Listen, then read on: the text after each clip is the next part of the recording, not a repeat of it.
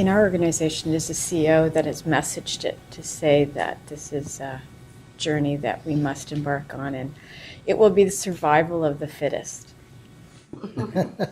Quite honestly, I think it's, he's actually probably one of the most visionary type CEO speakers as well, but I do believe he's engaged everyone to join. I think that the issue, though, is a lot of people aren't really prepared.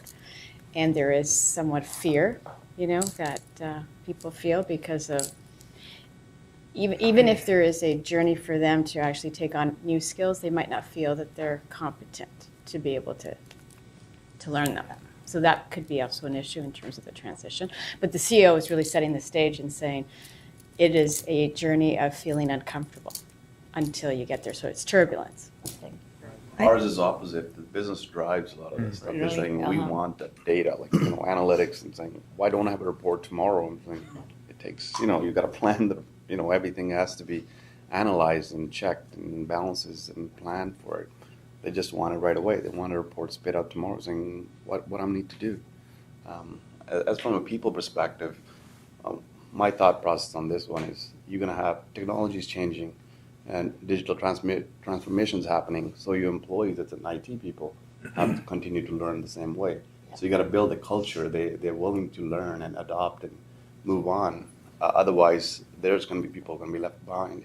There's room for people who are going to sit and do what they day-to-day do, and there's a lot of other people who's going to move forward.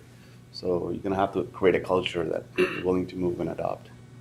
Because it's fast-moving train.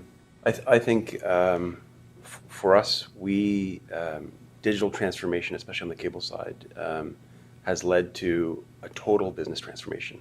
And it's actually known as TBT within our four walls. And to your question, I think it is justified that the employees should be worried. And so, and it was recognized. And what we did was, as a leadership team, we went out. It had mixed results. It was a bit of a public shaming, but it happened.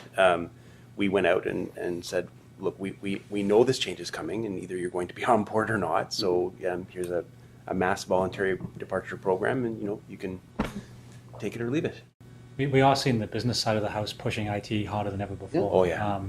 There's a good example here in Canada where the strategic platform of choice for cloud was selected, and the IT department's busy, getting ready for that. And then somebody in the business, looked online and saw that another cloud provider did something really well, and now that is the cloud provider that has to be done as well. Like not, one alone is complex and a long journey. Doing two at once is very, very complex. And so most of our customers in Canada, not the rest of the world, but most of our customers in Canada are doing two or three at once, which is unheard of. Like if Singapore and Australia, one provider first, do that well, then do another one.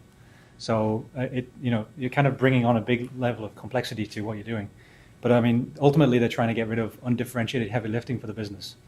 So the clicking, right? That's undifferentiated heavy lifting. It doesn't aid the business in providing a better service to the customer. So there will be a natural reduction in those people if they are doing an undifferentiated service for that company, for the end consumer.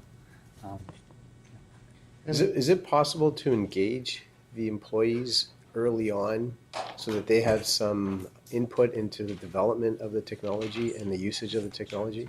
And I'm thinking from the perspective of Kaizens that are done on the line, where it comes from the top, we need to make this more efficient, but then it comes from the bottom up in terms of what the solutions are. I'll just quickly add something there. This isn't a shift from mainframe to mid-range.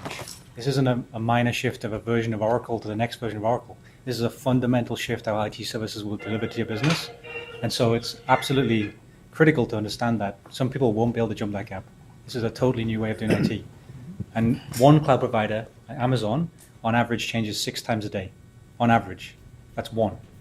So we're not talking about just going from Oracle 11 to 12. This is a new way of doing IT.